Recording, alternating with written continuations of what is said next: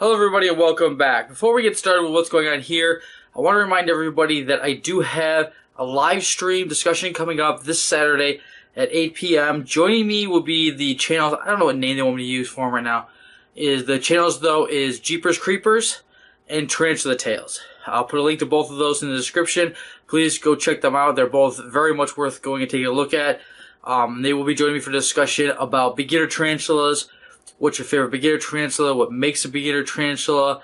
And is the list of a beginner tarantula, intermediate, advanced, is that intimidating or limiting to anybody new coming into the hobby? Which, as you know, I have a little bit of a problem with. I think that those lists may keep people from getting something they want just because they're told they shouldn't be able to do it. So I kind of want to get people's opinion on that and discussion of that with some people. So that's what that's going to be about. So hopefully everybody will kind of turn up for that and listen to it. If not, it'll be recorded, so it'll be on my channel for later. So what do we have here? Well, I went and got myself a Halloween crab or a moon crab the other day. And I'm now just finally getting to giving him his permanent home. He's in a decent temporary home right now. And I'll pretty much show him to you all once I have this done. So what I have here is a mixture of topsoil, which is no fertilizer or nothing like that. It's just dirt and peat moss in there, and then my peat moss. And I need to mix this up really good because, well, it's not mixed up. So I'll do that, and then I'll get right back to you. Okay, now that I got all that mixed up, you can see the difference in colors, the darker topsoil with the lighter peat.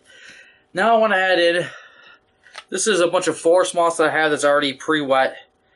It comes in a very dried out block, kind of like the cocoa fiber does. And you have to soak it, and then it expands massively. So I have a lot of this. I barely even start touching it. I'm going to mix some of that in, because they need a lot of moisture. So this should help the dirt hold that moisture. And I'm going to put basically this whole tub in here. I don't have a lot of use for it. So let's get this just in there. Then I'm going to mix that all in.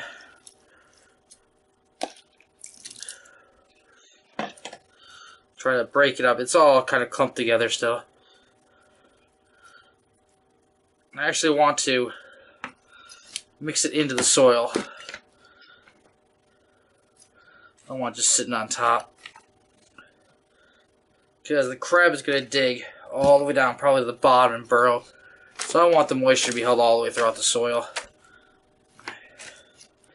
There we go.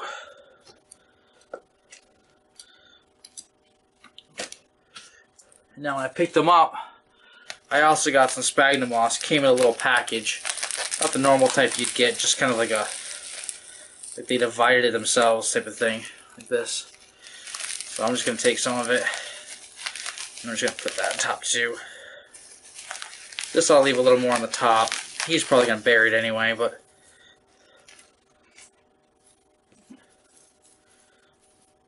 there we go.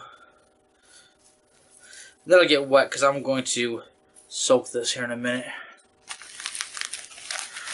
I'll save some of it for the tarantulas that I'm going to need it for. But now I got some forest moss in there, some sphagnum moss on top.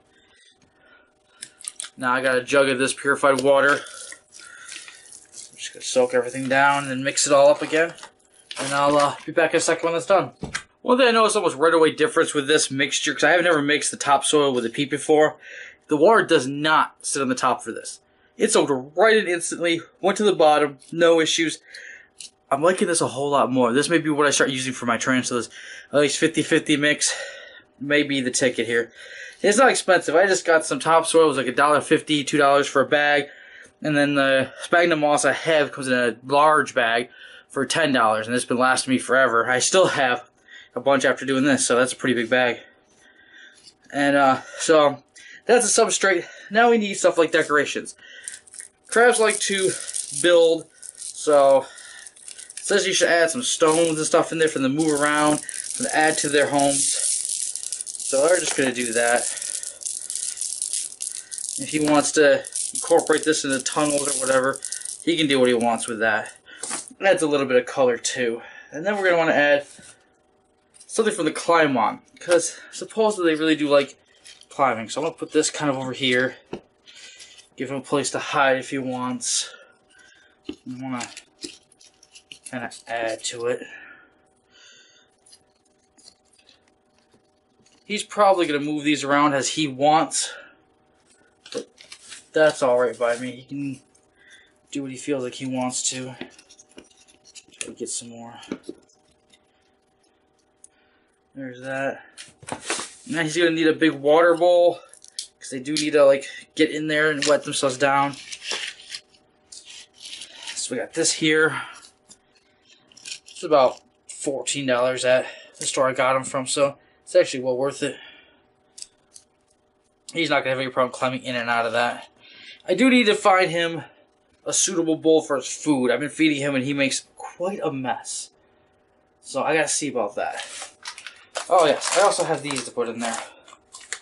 I've seen some people suggesting these because they like to move them around. These are land crabs, but doesn't mean you can't have some fun playing around with some shells.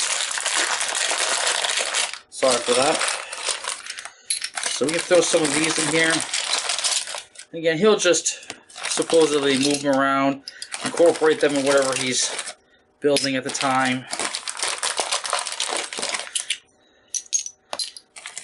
You don't need many, just a couple here and there. Just gives them stuff to mess around with, I guess. People see or suggesting to add stuff like that in. Yeah, let me put that there. I'm feeling he's just gonna move all this anyway. I have a temporary, a much smaller enclosure right now, and he moves everything.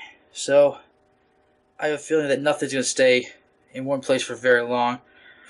Now I need to find some greenery to add in here, and then we'll be ready to add them in. Okay, what I see to found is these like palm trees, not palm, I don't know what you call these, tropical looking at least. So it's kind of fitting for a tropical crab.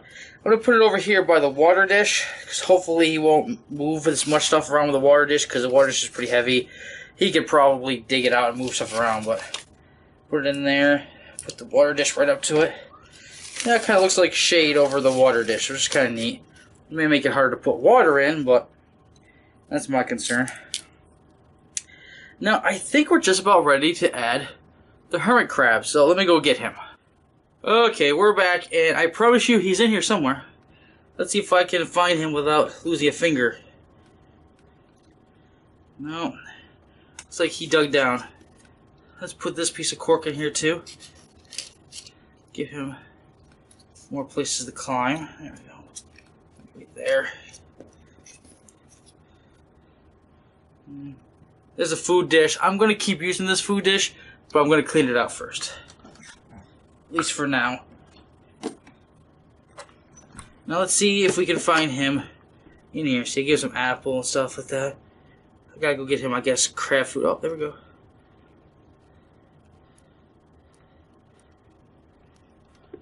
Come on, buddy, I want to hurt you. How do you dig a crab out, huh?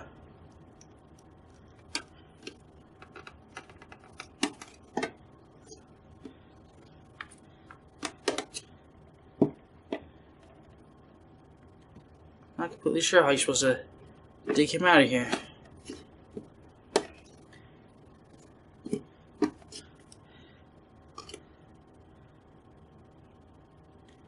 Come on, buddy.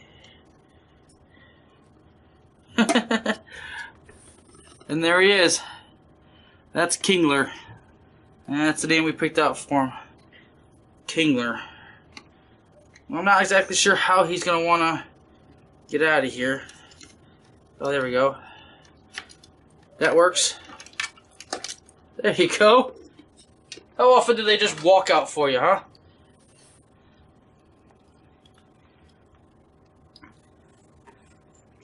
Of course, he's walking away where you guys can't see him. And there he is. Of course, he's going to stop moving and hide since I put the camera on him. And there's my kid. He's been sick. He's coughing in the background. Close up of his tank. I am going to put water in there and his food bowl before I put him away.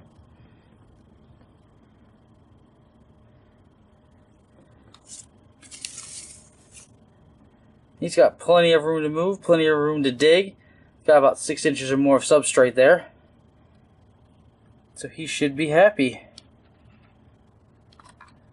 Well, I hope that didn't seem too rushed to everybody, because I was in quite a bit of a hurry.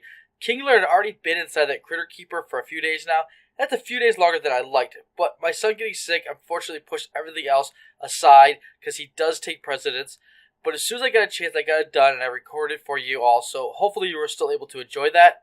And if you think I did anything wrong in the housing of Kingler, please let me know. The care sheets for Halloween crabs or moon crabs are actually really varied, and all the information I could find, there's a lot of conflicting facts.